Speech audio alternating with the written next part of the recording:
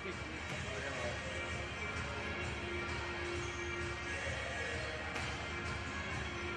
Come up a little bit more. Yeah.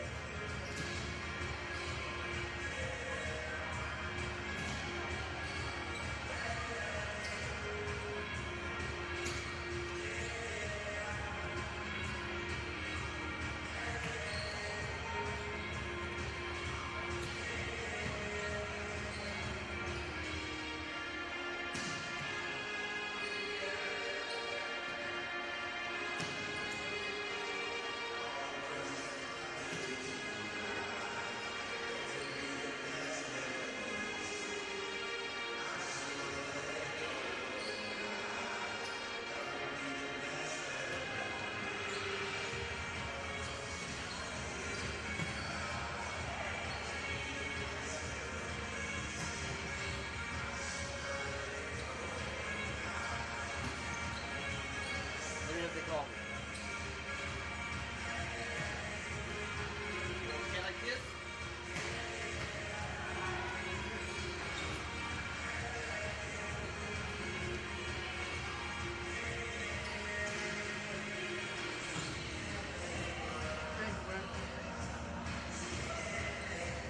Make it a little better for us. Yes, sir. All right.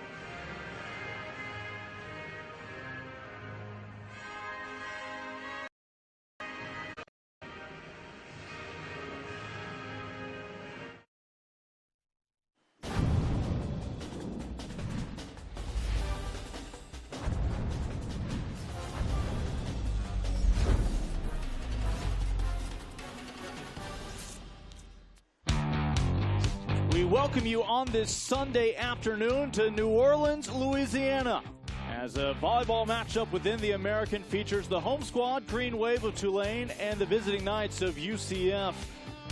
Matchup here on the American Digital Network inside Devlin Arena. Lincoln Rose along with Beach Volleyball Hall of Famer Adam Johnson here joining us for the indoors game, something you know a little thing or two about as well throughout your career. But we talk about this matchup specifically and a much-needed win available for these two programs. Well, they're both in need of a win, as you say, and they're both a very young team trying to find their way through the divisions, wanting to start right here today.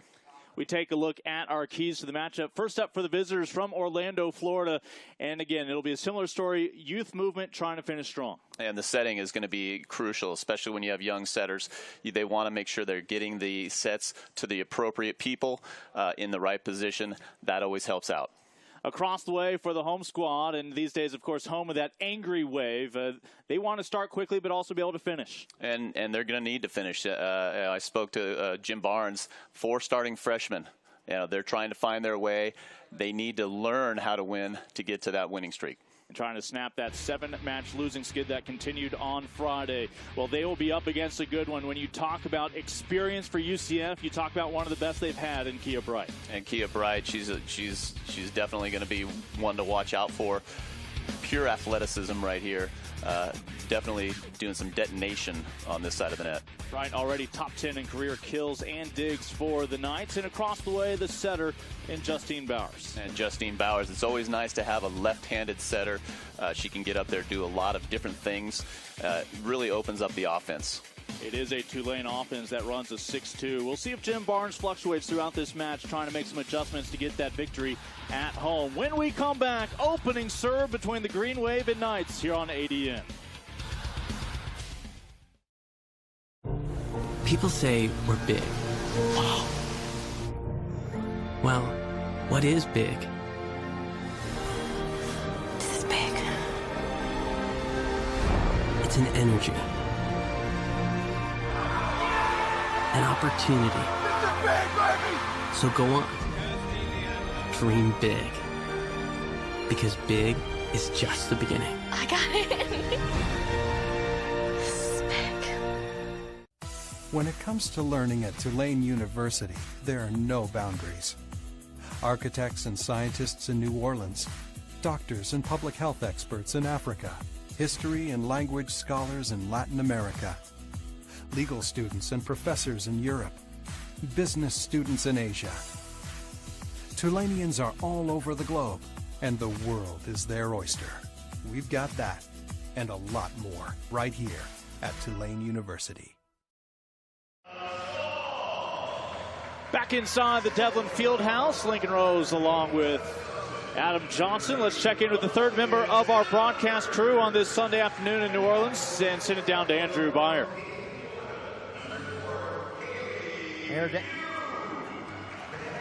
Down here on the court, Coach Barnes from Tulane is looking to get his team off of a slide. 7 in a row they've lost here. And over on the other side, head coach Todd Dagenet from UCF looking to get swept on the road. So both teams looking for a big win here today. Yeah, thank you, Andrew. Back to you guys. Adam, as you and I discussed both of these very young programs, and this is the time of year that you talk about that wall that some of the former high school athletes, now collegiate athletes, hit. Well, and they're sometimes not used to this kind of training, the kind of just workload that goes on for a complete season, and they're hitting this what they call the October wall right now, where, you know, for a team like the Knights to be Tulane to be on the road so much in the first part of the season, trying to catch up with their academics is sometimes pretty hard to do and play volleyball at the same time. Saw Jim Barnes, the Louisiana native, back in Louisiana, now with Tulane, and then of course here is Todd Dagenet, now in his 10th year at the helm, your 2014 Conference Coach of the Year here in the American. A fairly new staff rebuilt over the past couple of seasons. Not just a staff, but a roster rebuilt after all those players graduating from their successful run from a year ago when they were 23-10, 13-7 in this conference. And I had a great conversation with Coach last night and telling me about his ups and downs in the preseason and whatnot, and he's really looking to have a great second half of the season. He believes that they're going to start clicking pretty soon. So you will hear us talking several times about some of the younger players, but they do have some veterans they can lean on as well. You see these days, of course, Jordan Pingle there giving the high fives all around, the talented libero who is setting records as a true freshman back in the day running this offense for the Knights, and defensively setting some digs records as well, the Colorado Springs native. UCF on the road today here in New Orleans, continuing this road swing. That included a trip against the Houston Cougars the other night. Underway with the opening serve again. Knights in the white tops. Pingle in the libero black top. Tulane here at home.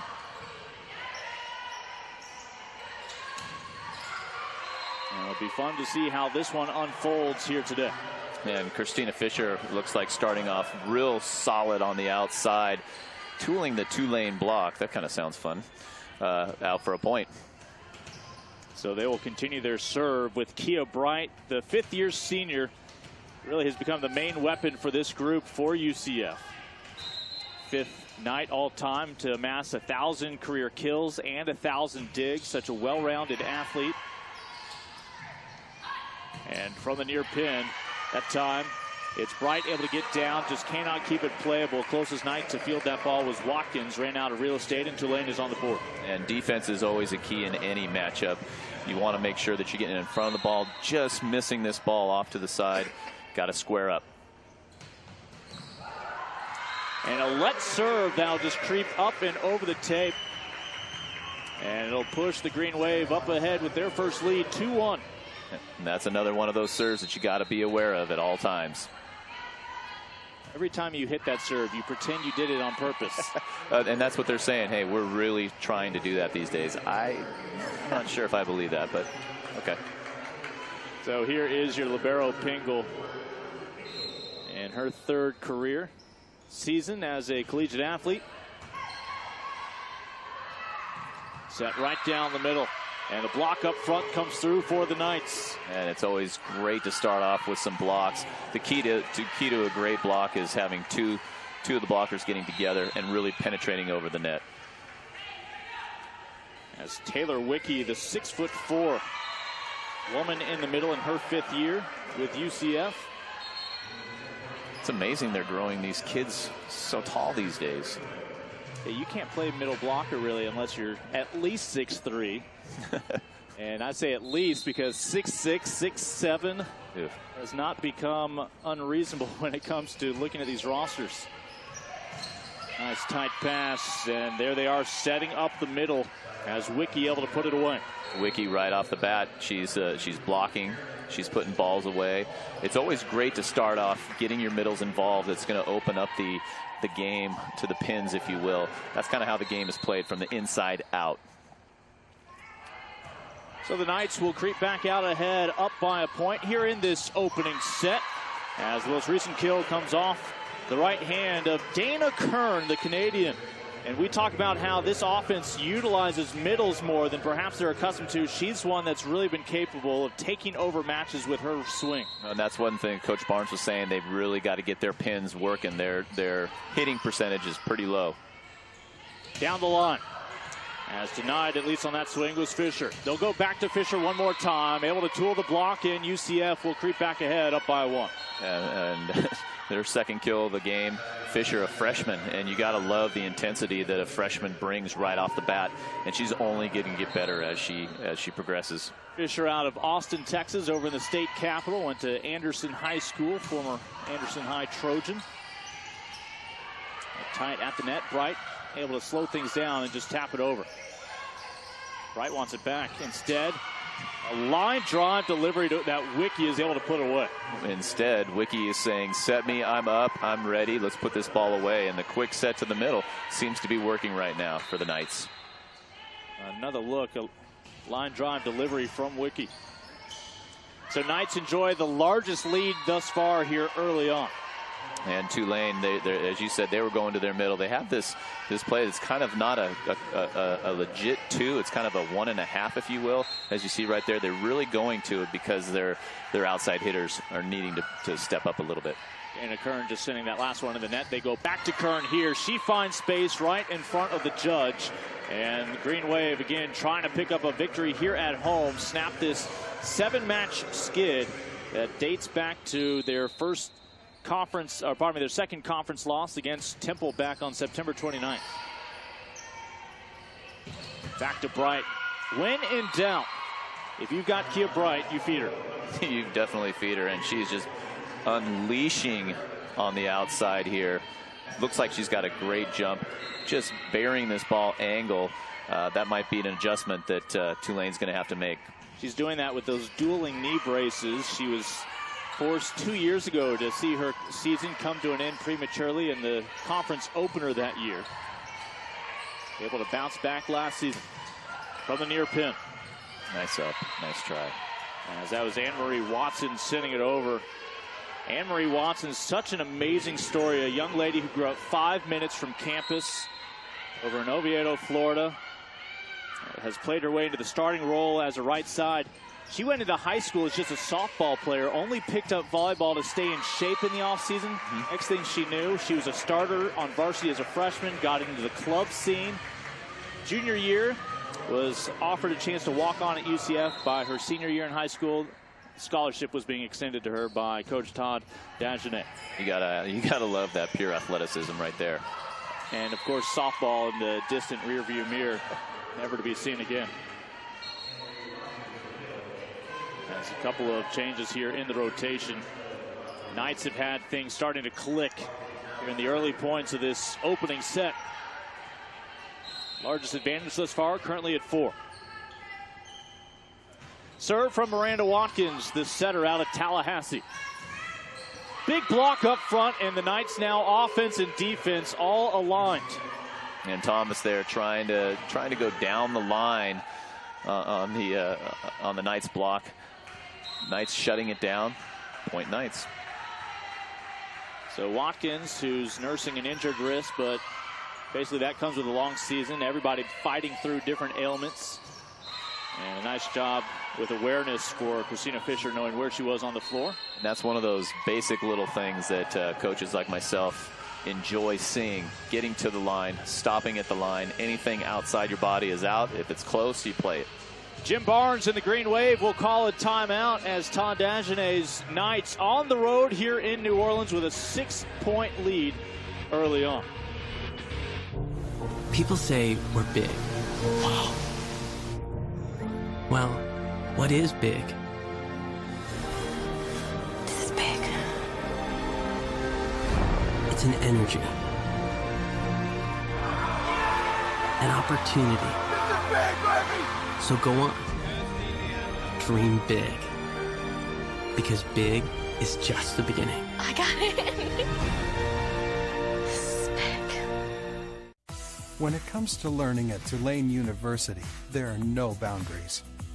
Architects and scientists in New Orleans, doctors and public health experts in Africa, history and language scholars in Latin America, legal students and professors in Europe, business students in Asia. Tulaneans are all over the globe, and the world is their oyster. We've got that and a lot more right here at Tulane University. Good point. Well, again, a road trip for UCF. Todd Dagenet. They fall in against Houston on the road the other night, looking to bounce back with his young program. And then, of course, Jim Barnes in year 2, most recently led Baylor to 2 trips to the NCAA tournament. Jim Barnes, a Louisiana native, went to McNeese State over in Lake Charles, about a half hour from the Texas-Louisiana border. Now in his 4th stop as a Division I head coach, Tulane able to win him over with their great facilities on this campus and, of course, the academics that Tulane is able to offer. And you always love, Adam, to call a timeout and see your team respond with the first point. You definitely do, and the one thing you don't want to have after that timeout is a missed serve or something to that extent. But coming through, perfect pass, nice execution.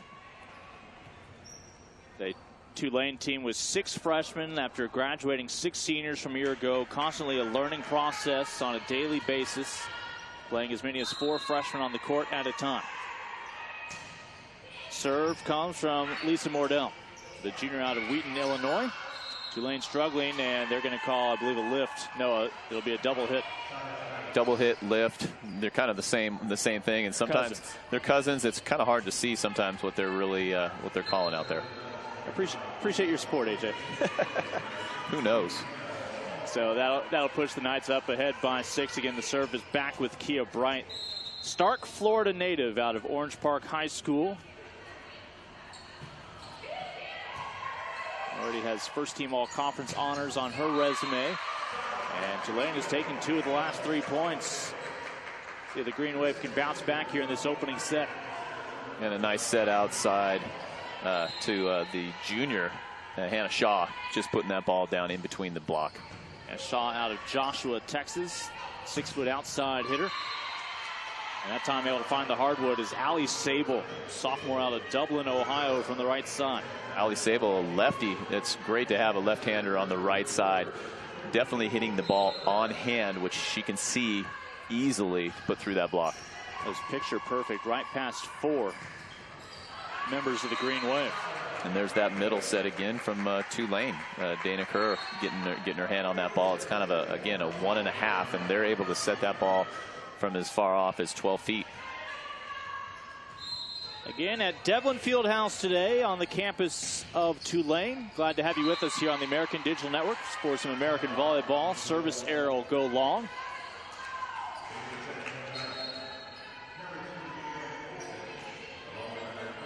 And the Knights will bring in a couple, including it's time for Aaron Olson to serve out of Cary, Illinois. Transfer from Bradley. Her head coach at Bradley was Jenny Maurer, who's now the associate head coach under Todd Dagenet at UCF. So she makes the trip over with a familiar face after sitting out for the transfer a year ago. And Olson will not be able to keep her own serve alive. Great effort. Just could not get underneath that ball. Yeah, now the setting to the outside. Shaw here. Not quite sure if she hit this the way she wanted to. It looked like what we call a paintbrush, and she just barely got the top of it, but it went down right in front. Shaw with the serve. Funny how that works out. Right down the line, and a screamer will put the Knights back on the board. Christina Fisher, a freshman, and she's going to be a good one for years. You got to love it when a freshman is coming in hard on the outside and just burying this ball down the line. Anytime you're seeing that kind of level of play from a freshman, that's a good thing. And, of course, the unwritten rule, now it's Fisher's turn to serve. They're playing it right off the block, and a nice job tooling that coming through. Kristen Thompson, again, we'll mention their class, but when in doubt, a freshman, and that's the case with Thompson out of Geismar, Louisiana. Yeah, and I believe currently on the court, Tulane has 4 freshmen, so a real young team. Sophomore Kaylee McHugh, the libero, with the serve. Bright. And simply with the windup Bright has when she's in midair, you have to imagine that point's almost already won. It's almost already won, and you could see Tulane really playing defense, and love to see her drop a little tip shot right in front of everybody to see if it catches them off guard. Taylor Wicke, 5th-year senior out of Omaha. She probably grew up watching some pretty good volleyball. And Kristen Thompson just getting underneath that ball a little, just hitting it, oh, I'd say maybe 5-6 feet out of bounds. She'd love to have that one back. So Wicke continues her service, a modest 6'4", reason why she can keep her toes planted on that serve. Let's see if they play it off the tip. And it doesn't look like it. It looks like Benoit just trying to find the block here. Didn't quite get the call. Who knows? It's kind of hard to see from this angle. UCF awarded the point. As the two coaches will again rally their troops. Look back into the huddle for the Knights again. Last year, 23-10, 13-7 in the American. This year, 10-11 overall, 3-6 in conference. I mentioned the Knights football program under Scott Frost doing okay at 6-0, one of the unbeatens, along with Charlie Strong's USF squad. When those two programs play, they could very well be fighting for a spot in the National College Football Playoffs when it's all said and done. For these two head coaches, just trying to get their programs into the NCAA tournament, a much larger field to go for, and both have had success doing so, but a little bit of a drought for now. Well, and both very, very young teams. I remember playing when I was a freshman. I was kind of thrusted into that situation, and I grew as the season progressed. And you know, that's what these coaches are looking for now. Some of them are looking for them to progress for the rest of this season, and some of them are, maybe one of the coaches are looking, you know, ahead to next season already. Tulane's last trip to the NCAA tournament, 2009. Obviously, that's before Jim Barnes shows up last year. Barnes takes over a program, and his debut season goes 18 victories last year. That was more than their previous 2 seasons combined. It was a good hire, able to find Jim Barnes on the market, and they're hoping that this gets the Green Wave back on track for a postseason run in the near future. And he, from what I understand, lost, I believe it was 8 or 9 seniors from last year. Quite the turnover, and obviously instead of going junior college, he goes the high school route. And what that means is this year, a lot of your extra time in practice is simply teaching how to be a collegiate athlete. Next year, he'll have a lot of veterans who can help teach the newcomers. Exactly. Douglas again, a little freshman air right there, coming out of the middle, 10 feet out of bounds. Mary Kate Painter out of Philadelphia, also attending high school a year ago. Little back set, right pin. Fisher able to get underneath it. Busy at the net for Tulane is Benoit. They'll go over Benoit, but plenty of support on the back row. Big swing at the net, but a bigger response, the block, as Jeannie Westney, access denied at the net. And Jeannie Westney really getting into the angle right there, penetrating the net. That's what some people don't understand. Getting over and penetrating is a better block than trying to reach up to the roof if you can. So Westney there in the middle, able to squeeze it past the double block, but it carries long. And there's Thompson again hitting another ball out of bounds. And this is where a young team is really struggling. They're trying to find their niche, wanting to not make so many errors and play smart.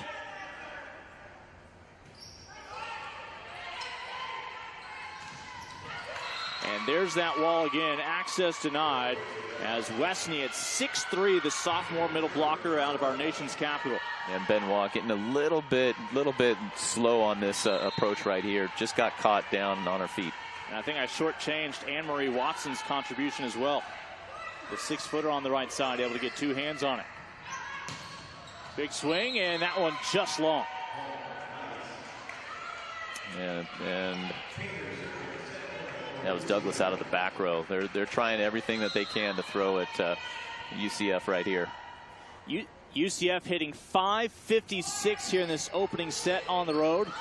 Tulane at the moment a negative .074 clip. And that has helped UCF slowly pull away here with set point. And Tulane will keep it alive a bit longer. Yeah, a bit longer. And that was a great hit out of the middle. And Aaron Olson right there for defense for the Knights. Almost had that ball up. With rally scoring, of course, it is still set point available for the Knights. Bryant looking to put it away. And UCF on the road this Sunday afternoon, and New Orleans will take the opening set 25-12. Offense and defense both showing up on this Sunday afternoon. Also showing up, our man on the sidelines. Let's check back in with Andrew Byer. Well, you guys talked about both teams being young, but also the redshirt seniors, Wiki and Bright, for UCF, making a big difference early on. Certainly that helped UCF get on top in set number 1. Thank you. Back to you guys. Thank you, Andrew. Yeah, Adam, we saw youth, but a little bit more in terms of experience for the Knights. And when you're able to travel and have that good of a showing early on, it could be a good afternoon for UCF. Well, and that's what you want to do. You know, I always enjoyed going somewhere and showing up and playing some good ball, solid ball right off the bat. If you can get into their heads that, hey, you're here for business, it makes your day a lot easier.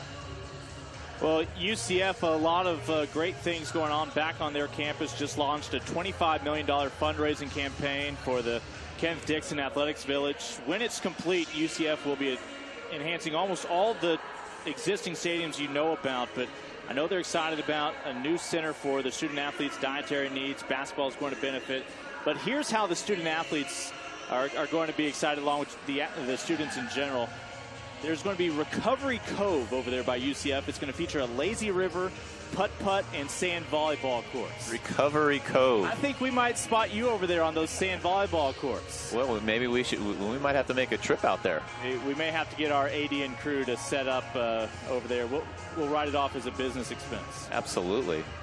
And, of course, you talk about facilities. That is why Jim Barnes was so attracted to the Tulane gig. He cannot say enough about this field house we are in today, shared by basketball, a beautiful venue, as well as, again, just the support that his student athletes he knows will have with academics. Well, and that's always a big sell for these kids these days, is the facilities. I use USC. We talked about USC as an example, and it's crazy what that thing looks like now. So that's kind of what they're looking for. Jim Barnes is excited. He's got this field house, and it's a beautiful building. USC might pop up occasionally during this broadcast. Of course, Lincoln Rose, along with Adam Johnson, AJ, played his college ball at USC. Stuck around with the indoor game a little bit longer at the U.S. men's national team level. Yeah, played with the national team for a couple years, and a little bit in '88, '89, and '90, and kind of took off with beach volleyball after that. And all of a sudden, the sunscreen sponsorships were rolling in as a nice career in the outdoor game. And it definitely was. And, the indoor, outdoor, it's hard to choose, honestly. I love both games. The indoor game is so quick, and it's just, especially for guys and girls nowadays, it's just so quick. And to have all cylinders having to, work together, that's kind of what I'm all about, team. So. Tulane, of course, was one of the Division I programs to jump on the opportunity a couple years ago when the NCAA added a 90th championship sport with beach volleyball. Of course, different schools have had different approaches, whether that means your head coach for indoor game also shares beach responsibilities. Some teams will actually use some of their same student athletes for both. I think we're seeing more schools grow away from that and have a completely separate program. But, again, Tulane does have its own unique beach volleyball program, and gives the fans a little bit more to watch. I know there's some beaches to be had over there in the Orlando area as well. USF has not adopted it, at least just yet. Well, and you can... Part of UCF, pardon me, I'm not going to hear the end of that. I know. Well, and I said the same thing earlier, so it's going to happen. That was on Friday. Yeah, and you can get a tan when you're watching the beach volleyball. Just about ready for the second set after UCF was able to take the first frame 25-12. And that's pretty much a beatdown, if you will, for starting off. And this is going to be pretty tough for Tulane to really get mentally behind and back into this match. If they can do it, that's a great thing, and that's where the freshmen are going to be learning today. Bright and Fisher each had 3 kills in that opening set. 3 digs for Pingle. And the Knights will take the opening point to get started here in set number 2. And Christina Fisher starting where she did in the first game with just a blistering angle hit from the left side. She's pretty much unstoppable right now.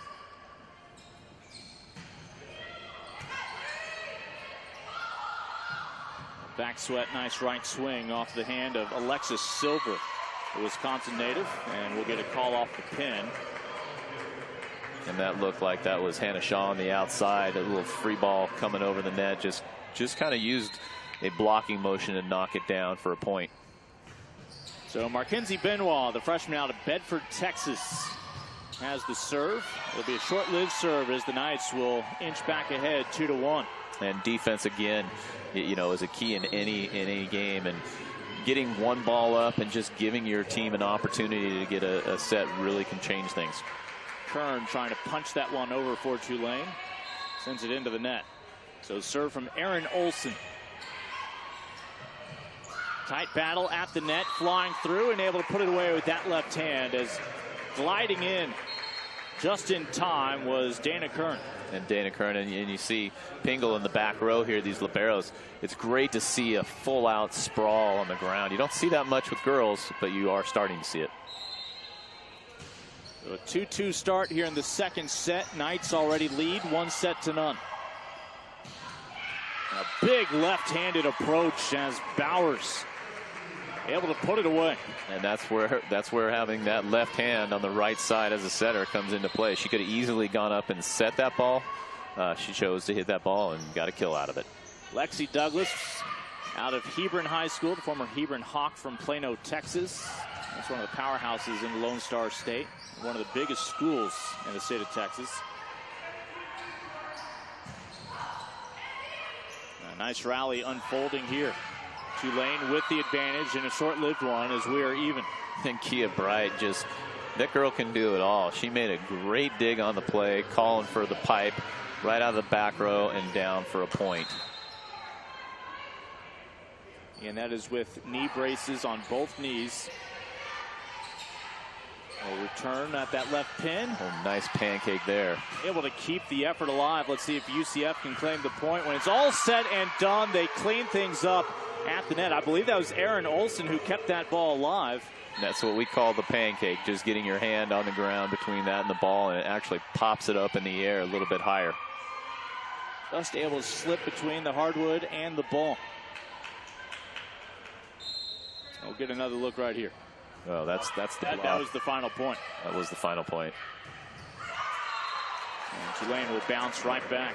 And the thing that you notice on that last play is Bauer, being the left-hander, she's got to go up quicker. She's really kind of going slow and giving the Knights the opportunity to go up and block that ball. If she can be a little bit quicker, maybe jump, look like she's hitting and set outside, that creates a one-on-one. Bright from the near pin. Able to keep this off the table.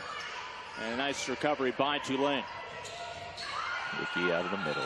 Only then to set up exactly Taylor Wicki right there at 6'4". The Nebraskan able to put it away. I love that last name because you could go so many places with it, but she's just being so solid, being up quick in the ball, really reaching high. You see her turn the ball there. Not many middle blockers can do that. You're thinking of a Wiki remix? Something like that.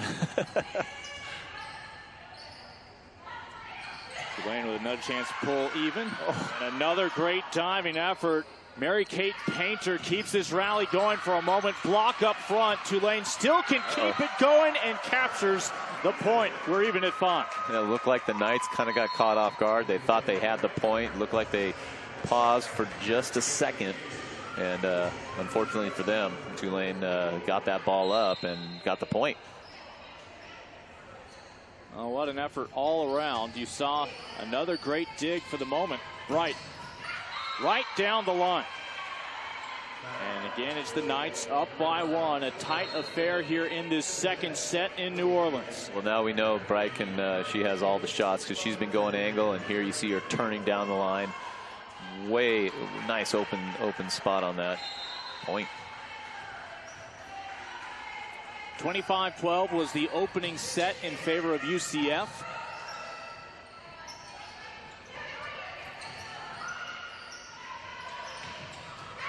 And the Knights were able to just maintain a rhythm that whole time. Good spacing, and in the end, the point will fall their way. And Tulane looking a little tentative here. You know, when you're getting blocked or you're hitting out, you know, you start to become a little bit more tentative on their shots, not really taking chances, playing safe, really.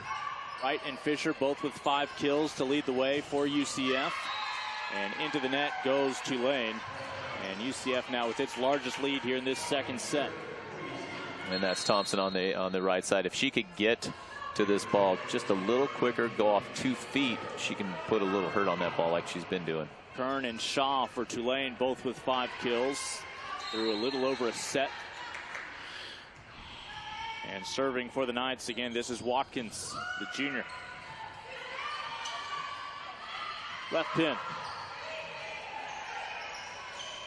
Right back at that pin, able to keep it inside the antenna with the left hand was Sable. This time they'll go right at Sable. Uh-oh. We had a whistle before the attack from Bright. Kind of hard to tell what that call was. Maybe a double contact. It'll benefit Tulane with its 6th point on the board now. And how about an ace? That jump float, especially coming from a lefty, that thing can throw you off a little bit. And it definitely looks like they were able to do it on that one. Bowers leads the American this year in aces, adds another one, and will continue her service thanks to Mackenzie Benoit. Able to put the punctuation on that. Again, that float serve is moving around like a knuckleball in baseball, and personally, I'd rather have a jump serve topspin coming at me all the time. Again, Benoit in the middle, really learning a new role as a middle in terms of being set more often. This time they'll go away from Benoit.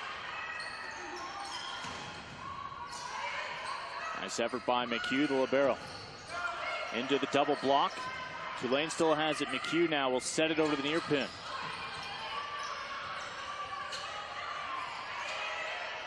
A nice rally as we are even at 8. Great dig there. Watkins will finally send it over. And a dump. And we're waiting for it was Pingle. Oh. And then the violation at the net. So after all that, it comes down to a whistle, and it'll give Tulane the lead. Yeah, and Westney just a little bit out of position, but some great defense. I mean, you can take a team right out of their game by not letting that ball hit the ground, and that's exactly what the Knights are doing. This is a 4-point swing for Tulane. They had a free ball there. And UCF will finally get back on the board, back with more defense from Westney. Yeah, Westney was in the net the play before, and this one she's over the net and down. Look at how fast that ball might have hit the ground before the attacker did. If Mackenzie Benoit has that ball and I'm Westney, my eyes may have been closed on that block. Sometimes you just hope for the best. Right with the serve. This time they go to Westney. It's off the block and it's out of play. Yeah, and sometimes those things when when a setter tries to do a little too much. Justine Bauer hitting it over on 2 instead of setting one of her attackers. Getting that point. Having your opponents get that point doesn't bode so well with your other teammates sometimes. So Tulane will bring in a trio, down by 1. As Jim Barnes goes with not quite wholesale changes, just half the court. Just half the court. You don't see that too often. You see two substitutions quite often, but 3. Mordell to serve, and an ace. And we are even at 10. Remember, Tulane just mustered 12 points in that first set, now just 2 shy. As this one's been evened up, it's another let's serve, this time in favor of the home side. And Pingle almost getting her hand on that. Another one of those pancakes. A few inches away from it, but nonetheless, a point for Tulane. They may stop serving the pancakes. It's already almost 40 minutes past noon in New Orleans. Near pin. And this point stays alive. A little premature celebration, but Tulane back on it. Again, Benoit will send it over. Big swing from Bryant and Pingle, and McHugh in self-defense keeps this ball alive. And when it's all said and done, the Knights will capture their 11th point, and we are back to being even here in this second frame. And McHugh for Tulane just digging a ball down the line right here, keeping the play, or trying to. The previous play it was. Coach Barnes said she's one of the best in the country. Yeah, it's a feather in your cap anytime you can beat McHugh. She'll cover 3/4 of this court on serve receive. Great range. Will not be able to range for this. Oh, look at this play. Oh. No, I guess not. I thought she got that ball. Typically, you're able to range outside the antenna as long as you can return it back inside the antenna. Those are the fun ones because it catches everybody off guard.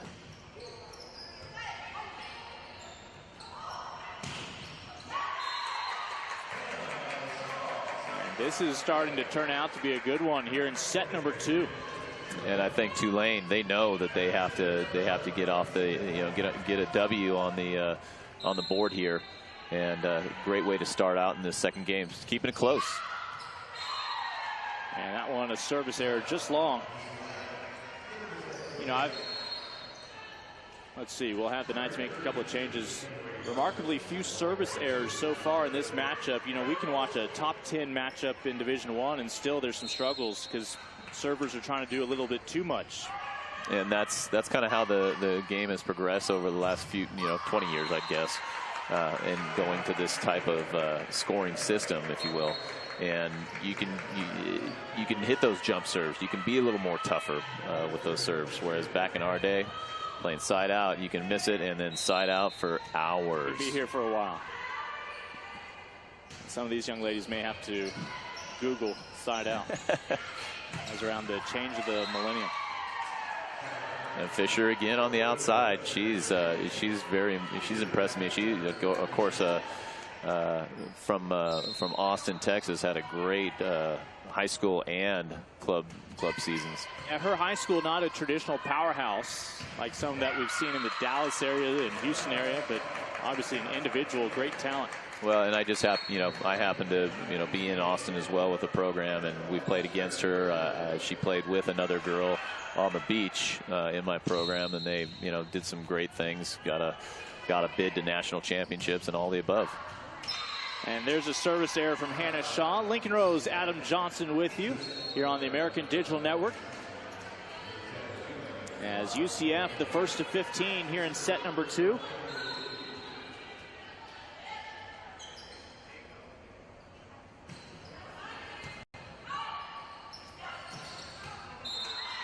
And Tulane just missing at that ball out of bounds. Yeah, Kern wide open right there almost. Just thought she was going to get it off that block, hit the ball down the line and out of bounds. Wiki. Short back set.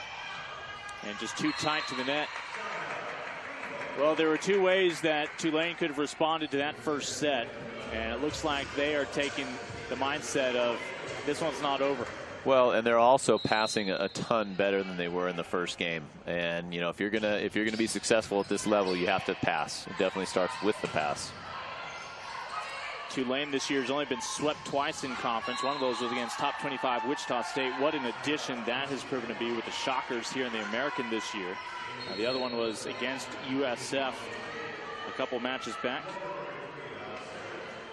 Yeah, it's always good to have a team like a Wichita in the top 25 that you get to play against, because you get to try and elevate your play and get better. Measuring stick. As Knights now with a 2-point advantage have led by as many as 3 in this set. Able to split the block that time. A kill ultimately will go to Megan Doyle, the sophomore out of Houston. And Megan Doyle just finding that little space between the block, but she was able to do that for a point. Back set down the line. This will stay with the Green Wave. Go back to that pin, and access denied. They'll block Lexi Douglas there, the former state champion. As among those up front for the Knights, Miranda Watkins.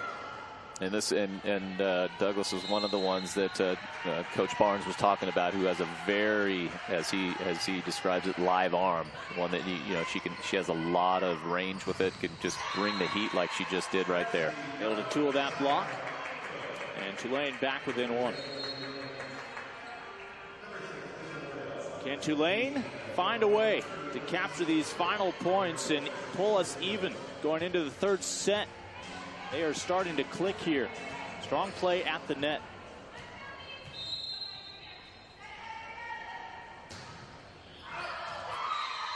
And just like that, again, you give that point right back with rally scoring. Well, this is what Jim Barnes was talking. When I was talking to Jim about, is they get to this point, and then they just can't close the game. So they're really struggling to find that niche of being able to learn how to finish. Jordan Pingle with the serve. Set from Bowers. From the near pin. As Christina Fisher with the swing on that near left pin. Able to squeeze it between the block and the net. And you're going to hear that name again and again and again. Christina Fisher just dominating on the outside for the Knights. Tulane will call a timeout. UCF reestablishes a 3-point lead, just 5 away from going up 2 sets here in New Orleans. People say we're big. Wow. Well, what is big? This is big. It's an energy. An opportunity. This is big, baby! So go on.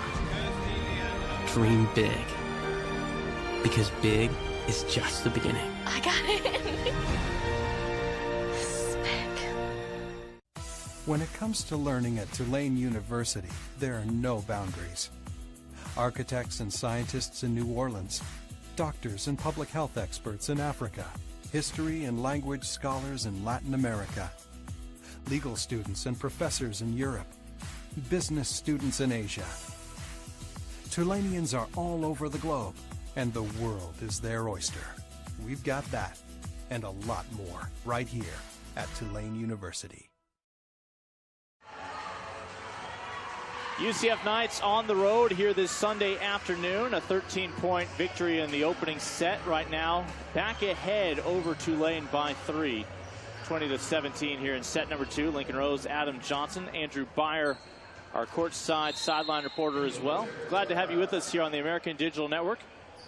And Jordan Pingle's not going to waste any time getting us restarted coming out of that last break called by Tulane.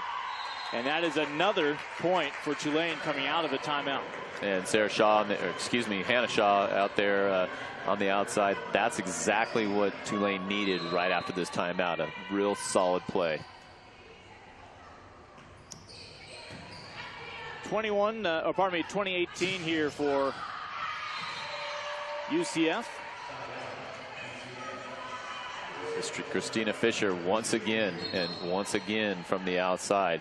She's a very strong player. She got up real high on that one, hitting high hands off the block and out of bounds. 8 kills now for Fisher. UCF up 21-18. Oh, Fisher can play some defense as well. Well, that's a high percentage set, big swing, but UCF is right there. And this is the part of the game that Tulane is having problems with. They're just not being able to finish a game on these close games. And that's going to get their confidence up if they can do this. So it's got to start right here. Saw the touch called, but that was an indication that it came back and bit Hannah Shaw on the arm of Tulane before going out of play. So all of a sudden, there seems to be some discussion on the court. We're not quite sure what that would be. Everything looked pretty solid. UCF leads this one 22-18 here in New Orleans. As UCF 3 points away from closing it out. Again, it was a touch call, but it wasn't on UCF. That ball came back against Tulane before going out of play. So UCF rightly with the point. And a double hit called on the home team as this one's starting to slip away. And that one, you never know if you've got a little sweat on the ball or something like that, but that just kind of slipping through the setter's hand. Point Tulane. No sand on the ball, though. No sand on the ball. This will be a tight serve here down the near sideline from Lexi Douglas. And just like that, for a second straight set, the Knights are serving to close it out. And kind of boring, I guess. Christina Fisher again on the outside. Set point for the Knights. Battle at the net, and just like the opening set, Tulane able to hold off the celebration for a moment. And that was a great play by Bauer right there. Kind of a joust block, if you will, and just having the better of that for sure. Hannah Shaw with 10 kills for Tulane. Now they need a quality serve from her. Set point for UCF. Bright able to put it away, and the Knights will take the first 2 frames here in New Orleans. Oh. And let's see. There may have been a scoring issue a few points back. So that is just 24-20. And that is what Todd Dagenet was contesting earlier.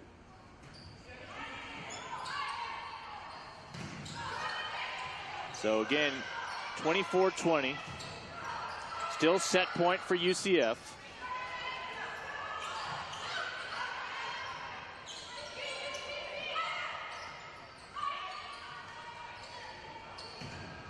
Block up front.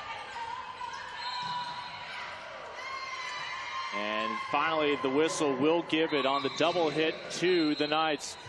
So a moment delayed, but sure enough, UCF leads 2-0 here in New Orleans. We've reached intermission.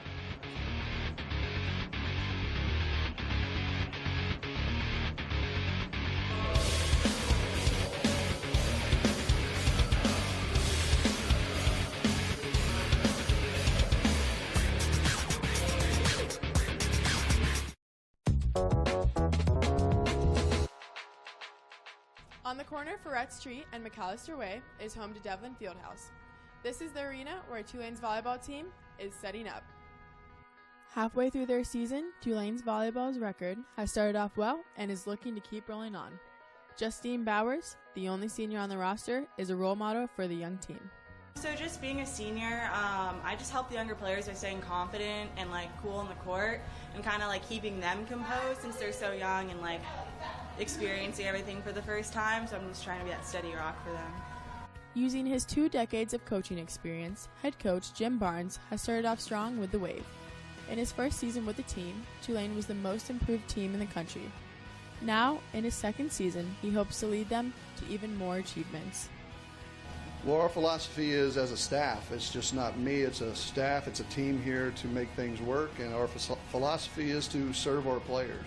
As a program, we want to do our very best for our players on a daily basis, and we expect that from our players as well, to serve one another and to serve us as coaches, to give our best daily. And that's how you build great programs. It's about being unselfish and giving your very best daily.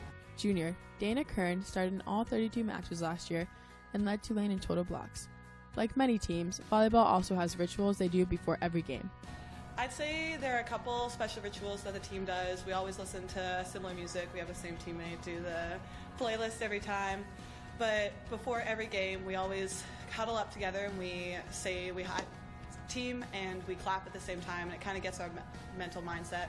And then the other thing is every time we go out onto the court in game day, there's a T-wave above the door that we all touch as a little bit of a good luck. Sophomore Kaylin McHugh is a dual sport athlete that is setting records all over the court. She holds the second highest single season total in school history, set in just her first season with the Wave. She also broke a school record with 37 digs in one game. She plans for her and the team to continue to break records. I know we said personal goals, but I work really hard every day just to be the best I can be for my team. I think every day is an opportunity to be better than you were yesterday, and that's what I think about every day. And my personal goal, by the end of my 3 years here, is hopefully to be an All-American at some point, but if I don't, it's just going to fire my fuel to be better even after college. This team is filled with many impressive athletes who strive for greatness every day. From Campus Connect, Tulane University, I'm Hayden Gibson.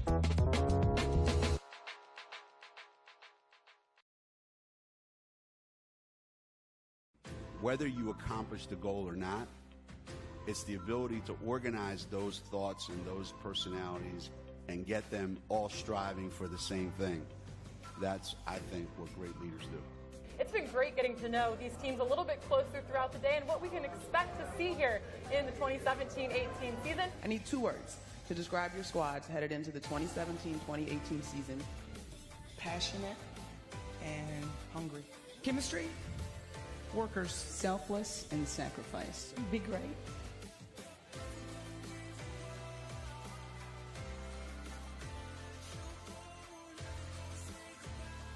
Definitely play through every play, play through every possession. You never know what it will look like in the end. The people I meet here, the relationships that I've formed are things that are going to last a lifetime. Turn it up, let me hear you. Let's go, Cougs!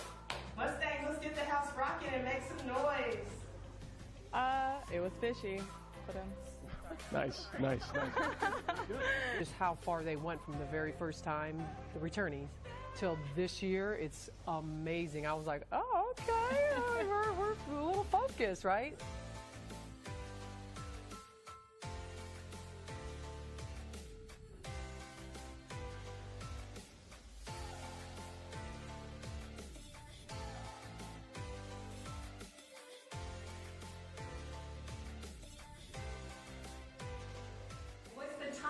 Of your movie? Oh, God. Figure it out. That's the title? Yeah. Oh.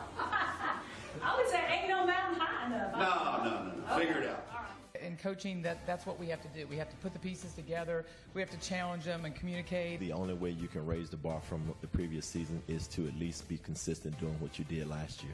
And we want to be hard to play against. We want to be hard to prepare for, and we want to be hard to beat. With who we got back and who we added to this team and what they've accomplished in the offseason, I think this team's going to be very fun to watch this year. You have to have a mentality that you're going to have to travel tough and you're going to have to be a warrior every day. And when you keep score and when you put yourself out there, you know what? You're taking a chance. You're going to get your heart broken. Get over it, and let's move on. People say we're big. Wow. Well, what is big? This is big. It's an energy. An opportunity. This is big, baby! So go on. Dream big. Because big is just the beginning. I got it. This is big. When it comes to learning at Tulane University, there are no boundaries. Architects and scientists in New Orleans, doctors and public health experts in Africa, history and language scholars in Latin America, legal students and professors in Europe, business students in Asia. Tulaneans are all over the globe, and the world is their oyster. We've got that, and a lot more, right here at Tulane University. Intermission here on the American Digital Network. You see the Knights 25-12, 25-20 victorious so far here on the road through the first two frames. As we welcome you back, Lincoln Rose along with Adam Johnson. And Adam, in terms of both teams, we talked about the youth. Tulane, a big difference though we saw from that first set to the second set. We definitely saw a big difference, and the biggest difference is passing. The first game for Tulane couldn't pass very well. Definitely need to pass to be able to run their offense. Second set settled down a little bit, and we're able to keep it close. They were able to narrow that gap from 3 points early on, actually took some leads as of late. It was a pretty even second set until those final points. And that's another thing, you talk about final points, and that's one thing that Jim Barnes says that their team is struggling with. They're doing well all the way through the first part of the game, the middle of the game. They just don't know how to finish just yet. You know, the American still has this intermission after the second set. What do you hope for out of both coaches in that locker room? Well, I mean, it's a new match for Tulane. You know, it for some reason during these intermissions you're seeing there's such a break that they can kind of regroup. It's almost like they're starting a new match. I mean, they're down 2, but they're getting a second chance, and for the Knights, they just need to keep pressing. Well, let's check back in with the guy who has the best seats in the house. Talking about our sideline reporter, Andrew Byer. Andrew? Well, you guys nailed it. Definitely both coaches are in that intermission, trying to make sure their teams stay up, get the energy level and emotion ready to come out here for set number 3.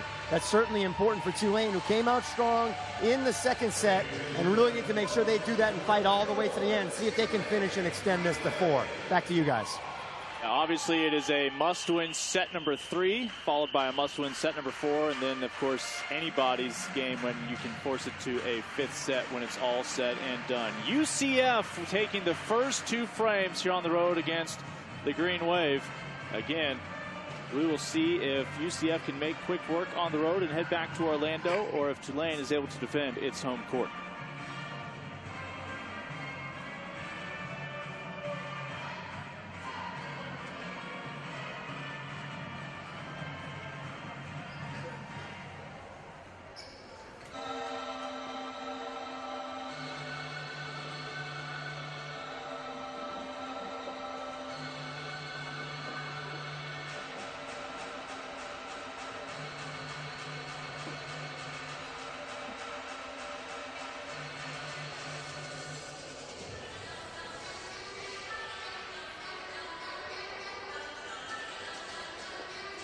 So again, Jim Barnes in his second year. Talk about his path, a student at McNeese over in Lake Charles. His first job, an assistant with those Cowboys and Cowgirls.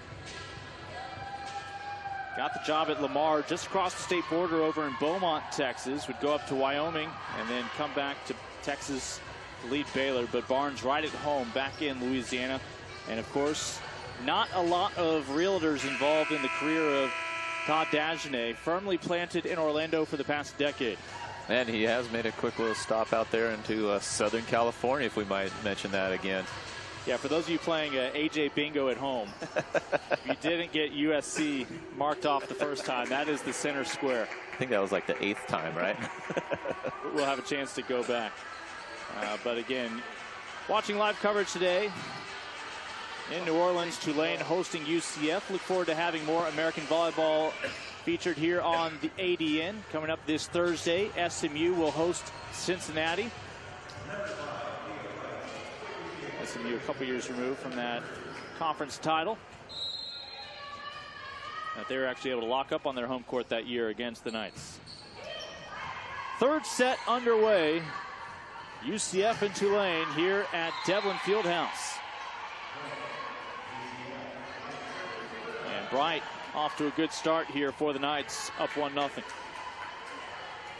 And Tulane not starting off where they'd like to, hitting that first ball out of bounds deep. Swing right down the middle. Tulane, just as they did early on in the other set, able to answer almost point for point as Markenzie Benoit picks up the kill and will have the serve. And Benoit just getting up quick. It's always nice to see your middles getting up quick. Is it fair to call them freshmen this late in the season? Yes. Until they start winning the games that they need to win, yes, they're freshmen. You just think about that. We're so deep into this semester, but they still haven't had their first ever final exams as students on campus. Boy, I remember those days. It's a lot to juggle right before the holidays. Left pin, just a palm, will roll it over. We had a whistle before the attack. It looks like Christina Thompson maybe catching a little bit of the net right there. As a result, the Knights jump out on top 3-1. And a serve belonging to Pingle. Pingle wearing that black libero top for UCF. And a big swing, no doubt about it. Hard to get in the way of that one when Hannah Shaw has free reign on a ball. That's her 11th kill on the day. And Hannah Shaw just coming in, burying this thing in between the block, finding the hole for a point. And Hannah Shaw hitting, I believe, better than 500. Actually, right around 500 now with those 11 kills. Does have 2 attack errors. But she has been the bright spot for the Green Wave. Serve from Douglas.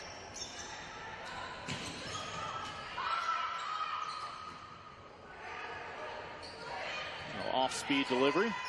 But ready was Watkins for UCF. Attack down the sideline, and the Knights are going to inch back ahead. And Allie Sable, you got to love it when you have a left-handed right side player. You know, that's I mentioned that already, and to have a left-hander on the right side, it's just like having a right-handed hitter on the outside. It's just a much more natural attack.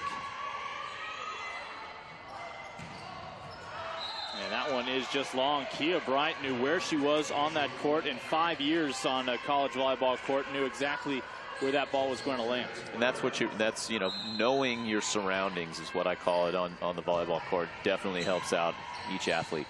If that ball is at my shoulders, it's going to be 3 inches long. Exactly. Unless they change the size of the court. You hit a growth spurt in the middle of the night. A short pass will ultimately lead to the kill from Taylor Wicke. Tulane early on here needs to really keep this close and then needs to learn to finish. Shaw with the serve, aggressive with the jump. UCF able to recover and send it back over. And an elevated left-handed swing gets it over the net, but also continues to carry that ball long.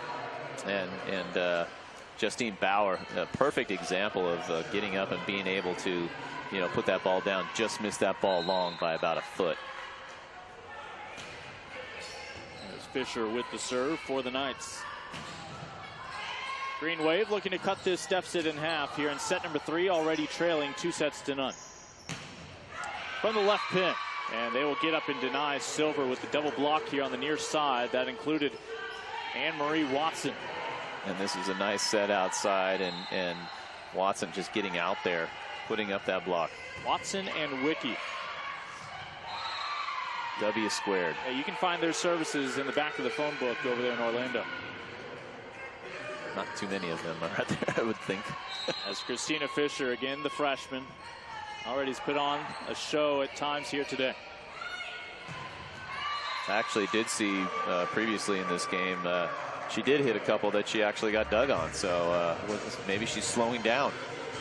Every now and then. That's not the norm. That's the exception. I think one of the sets was about 20 feet off the net, so we'll give that to her. McHugh, the libero, with the serve.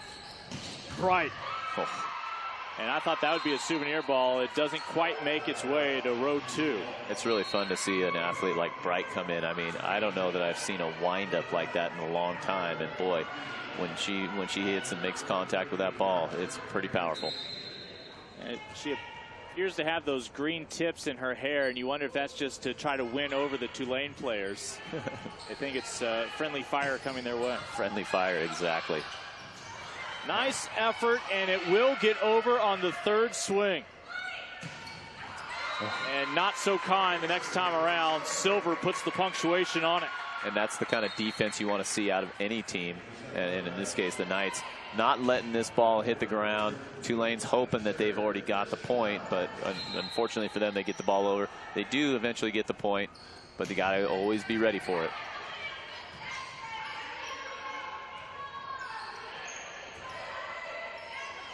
Deliberate setup, and that time it was on the right pin where they found Silver. They'll go back to Silver, 0 for 2. Each time a little one-on-one battle there, I believe, with Westney. And Silver just trying desperately to get this ball down. Second attempt didn't get quite the approach that she needed, but nonetheless, getting the opportunities, just have to seize the moment.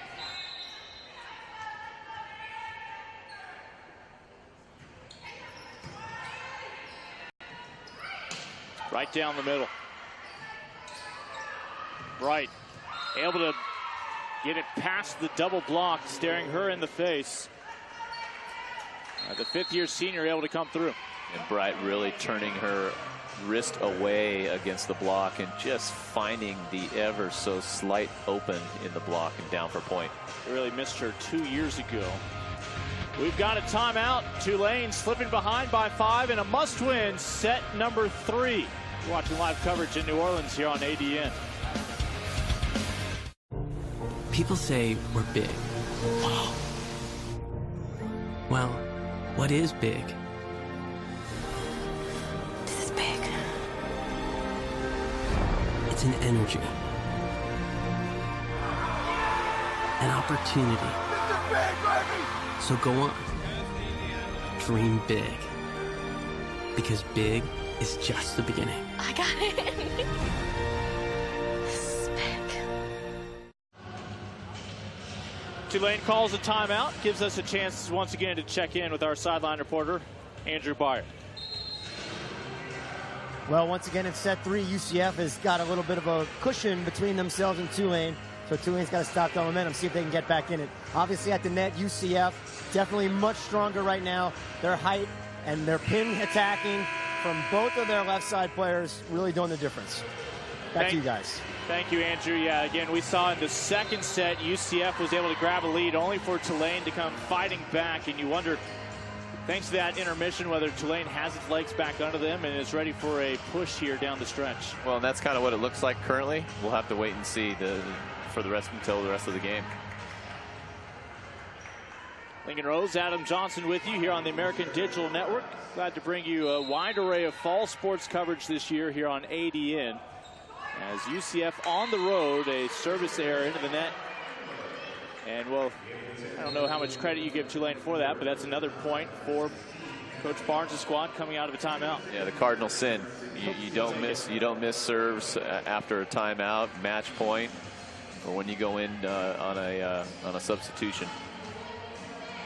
And again, I believe he just worked in another 3 players on that sub. A season in which both these head coaches were probably using name tags for the first month of the season, just so everybody could get to know one another. Yeah, and Kia Bright on the outside, a rare hitting error for her, just kind of going long by about a foot. A 3-point lead will now dwindle to 2. You talked about Bright, 8 kills, 1 shy of Fisher, who has the team high of 9. Fisher hitting 500, Bright hitting 412, Sable hitting 600. Impressive numbers being put up by the Knights here on the road. And where has Fisher gone in this game? Yeah, it's been a few minutes.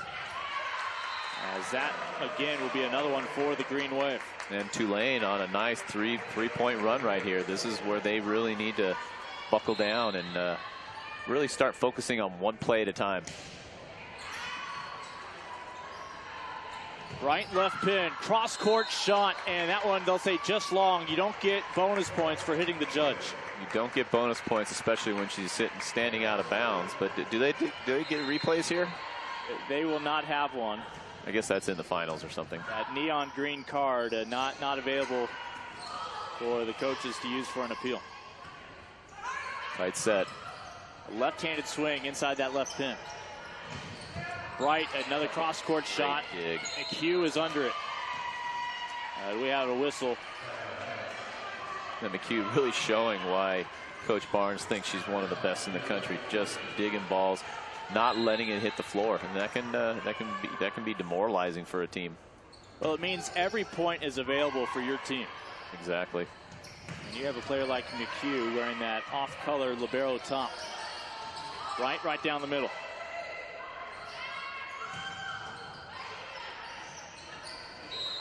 Ooh. And they'll call another double hit. That definitely had a little sweat on that ball. It did remind us Kia Bright, a 6 rotation player. Kills and digs throughout her career, has helped fill the stat sheet. 8 digs already here today for Bright to go with her 8 kills, and get a good look at Justine Bowers, whom we featured at the top of this broadcast. The senior setter out of California. I'll go to my resident expert on this. Is it Dana Point? That is correct. Not too far from where I grew up.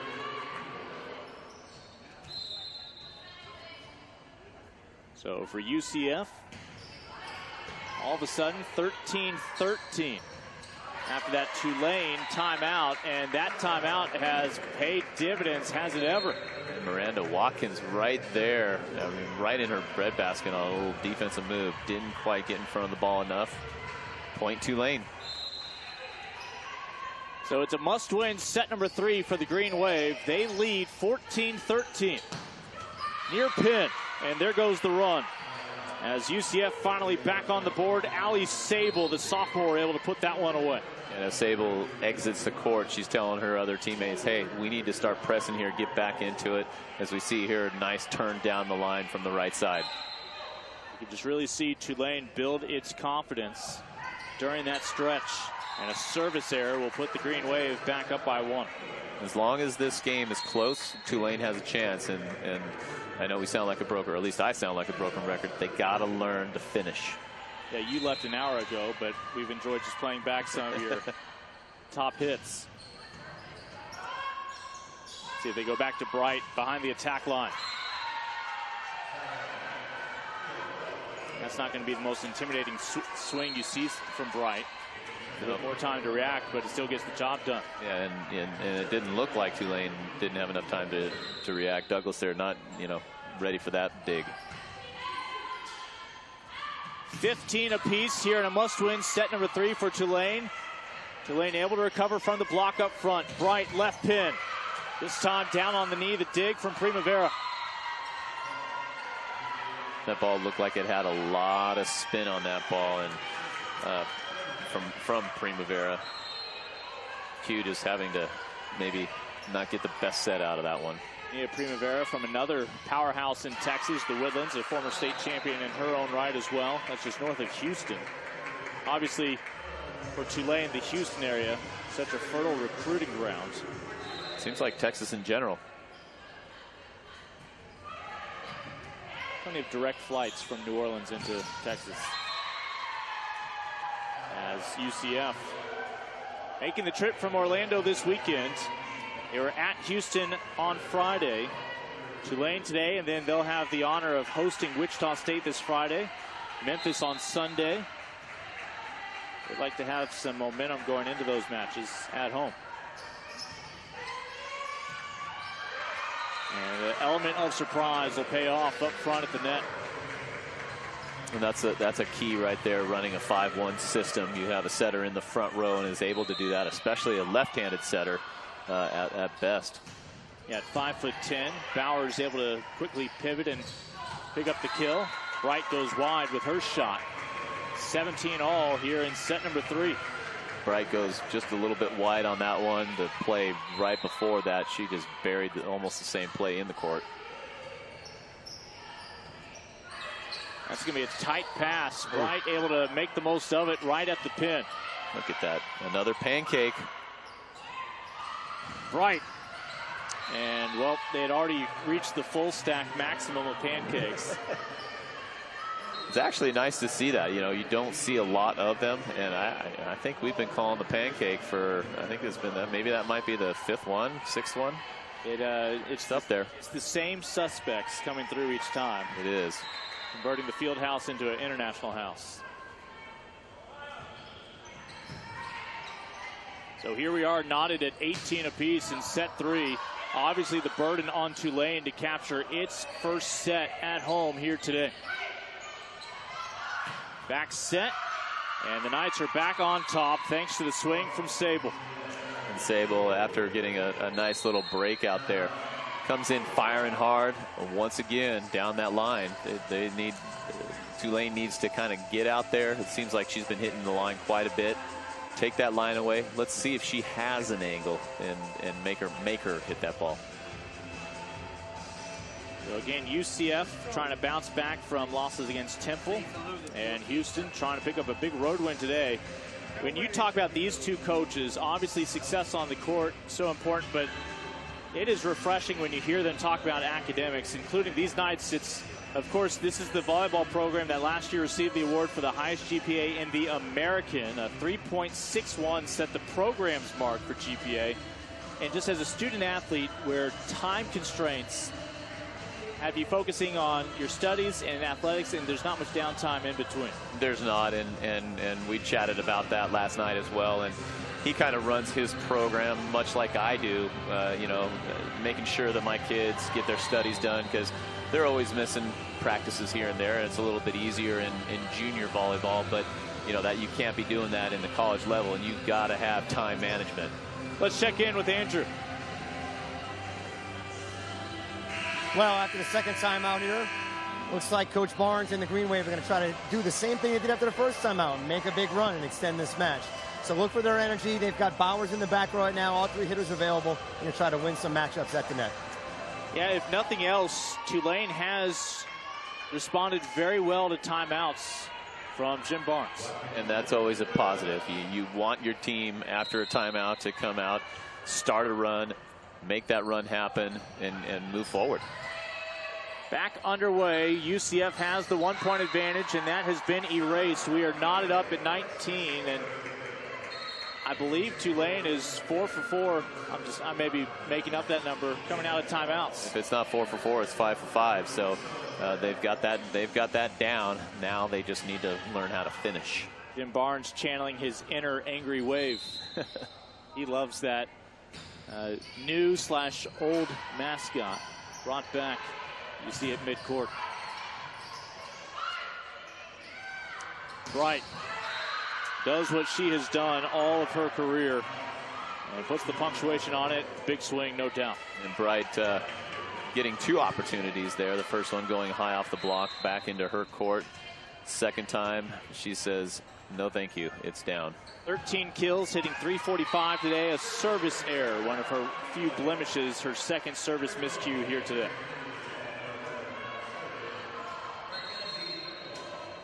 Compare that to only 3 attack errors by Bright. And Tulane's going to get another timeout here, 20 apiece. Well, I'm not quite sure that Tulane took that timeout, right, but you never know. Could have been Knights wanting to talk about this, where they want to finish, but you know. Yeah, In reality, obviously, Tulane needs this third set more, but there's probably just as much desperation right here by UCF on the road to put it away while you have a chance, just 5 points shy, rather than leave it up to chance for a 4th and 5th set.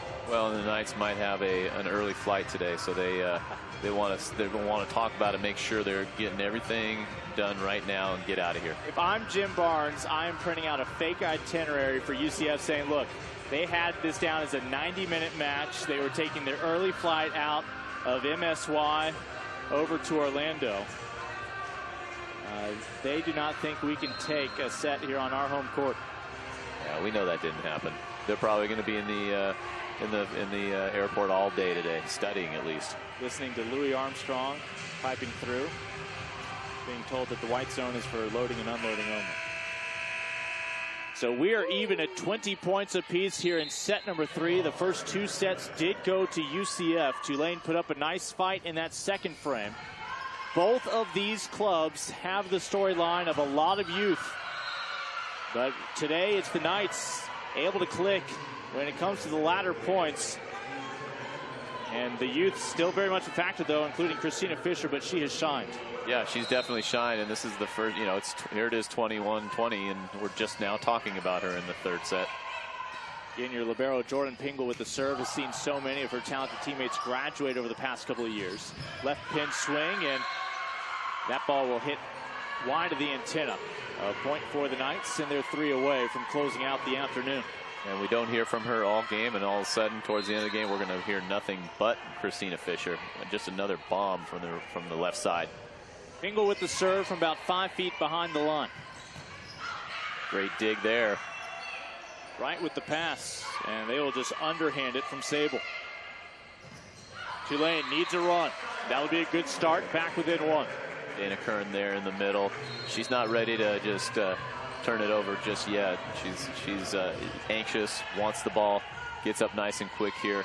Nice turn on that ball, and that's something you always want to see in a middle blocker.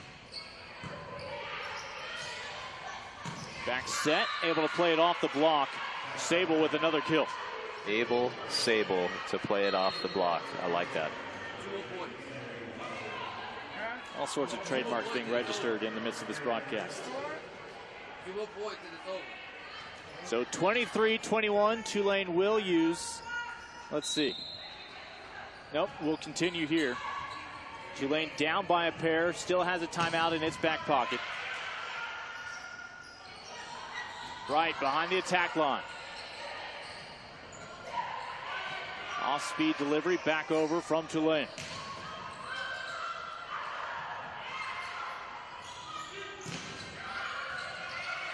And both sides have been a little off balance, but have done just enough with their athleticism to keep this rally going. Oh. And that one will sail just long off the right hand of Fisher. A rare, and I do say rare error from Fisher on the outside. Little long rally, just got underneath that ball a little bit, sailed on her. Point Tulane. So 23-22. Fisher now hitting .455 with her first hitting error compared to 11 kills. And a little desperation will get the ball back over. Bowers tried to put it away. UCF a point away from serving for match point. Tulane trying to deny them that opportunity. Through the tape, off the block. Oh, a tight pass and just can't be handled. Tulane has pulled even at 23. There was a lot going on in that last rally right there. A lot of things that you don't want to see in your team, but Tulane coming out on top on that one. Yeah, neither side could get truly comfortable and back into their rotation. So 23-23 here in set number 3. UCF has a chance to close it out. Tulane has a chance to keep us around a little longer here on the American Digital Network. Again, thrilled we have the opportunity this year to feature more of the talented programs, individuals, and coaches. We talk about academics at both these programs. Tulane also among the top when it comes to being a service institution. This is a school that is right in the heart of an area in Louisiana that's been affected everything from hurricanes to tornadoes. Obviously, the same is the case for UCF over there in Florida. both have taken advantage of the opportunity to give back to the communities that surround them. And that's kind of a great opportunity to be able to do that stuff. Gets the energy right around the area, focused on your school. Get these people out there to support you, and it's always a great thing. Coach Barnes brought his Tulane squad to an area that was recently hit by a tornado not too far from New Orleans. Helped clear out a church, clean debris up from a neighborhood, and just it's always a rewarding feeling for those student athletes to actually experience what it's like giving back to those who don't have it quite as easy as you do at times. And of course for UCF, they were stranded in Arkansas during Hurricane Irma, but as soon as they got back into Sunshine State, tried to again get involved in similar efforts. 23 apiece here in this third set. Fisher on that left pin, trying to get back on track. Tight around the net, saved by Pingle. And a no-look shot all the way to the back row. We'll keep this rally going. And Tulane will have a chance for the first time today to serve for set point. There we go. The smiles on the faces right there. Dana Kerr stretching as far as she can to get this ball, just getting her fingertips on that ball down for a point. 6'3", and you wonder if she lost maybe half an inch just converting from her home nation over there in Vancouver, British Columbia. Set point available on their home court, trailing 2-0. Fisher, near pin. A block up front. Tulane. A dig. Desperate for that 25th point. And Fisher goes wide. We will see a fourth set here at Devlin Fieldhouse. Tulane in a must-win set number 3 will now move on to a must-win set number 4 here on ADN.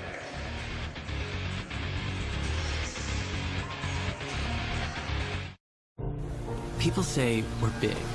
Wow. Well, what is big? This is big. It's an energy. An opportunity. So go on. Dream big. Because big is just the beginning. I got it. This is big. When it comes to learning at Tulane University, there are no boundaries. Architects and scientists in New Orleans, doctors and public health experts in Africa, history and language scholars in Latin America, legal students and professors in Europe, business students in Asia. Tulanians are all over the globe, and the world is their oyster. We've got that, and a lot more, right here at Tulane University. There will be no sweep in New Orleans. The Knights with a nice start in set 3, but the Green Wave able to bounce back in again. It's coming out of those huddles. Whatever Jim Barnes is telling his team, he could bottle up and sell. Let's go ahead and check back in with Andrew down on the sidelines. Well, great job by Tulane responding. Both timeouts they took in that set really paid off for them. They came out. There were errors by UCF. Tulane capitalized and really showed the emotion and effort they need.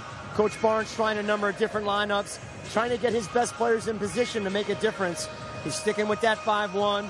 He's got now Kristen Thompson over on the right. So look for those matchups and see if UCF can do anything to counter it. Back to you guys. Thank you, Andrew. Again, Lincoln Rose along with Adam Johnson. And Adam, is UCF now feeling the first bit of pressure here today since just arriving in New Orleans? All of a sudden, this fourth set probably feels like a must-win because once you go to 5, you never know how that's going to play out. Well, the fifth set is definitely a coin toss these days, and you know they are feeling a little bit of pressure. They felt comfortable winning 2 games. They go into a break. They think that they've got the third game. All of a sudden, here we are in the fourth set, and yeah, the pressure's back on USF. Yeah, UCF. See? There you go. That's just another bingo box. Check that one off. As again, Green Wave here at home, and it was a sluggish start for them, but they were able to go on a run coming out of one of those timeouts for Coach Jim Barnes in his second year with this program. I believe they were down 6 points at one point. They had a significant rally in that third set. And the reason why you and I talk about that fifth set is, of course, you don't play to 25. It's rally scoring first to 15. Certainly not a marathon, as it would simply be a sprint. But for now, still first to 25. Must win by 2 here in this fourth frame. UCF can still close it out here.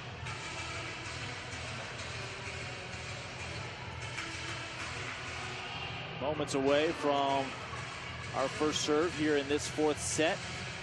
Kia Bright for UCF, 13 kills, hitting .333 today. 10 digs, a double-double once again. Fisher with 11 kills, and you know, she had 2 errors there late. I jokingly asked you while we were in commercial break that does she even get to play in the fourth set? No, you got to go right back to her. She's been pretty solid.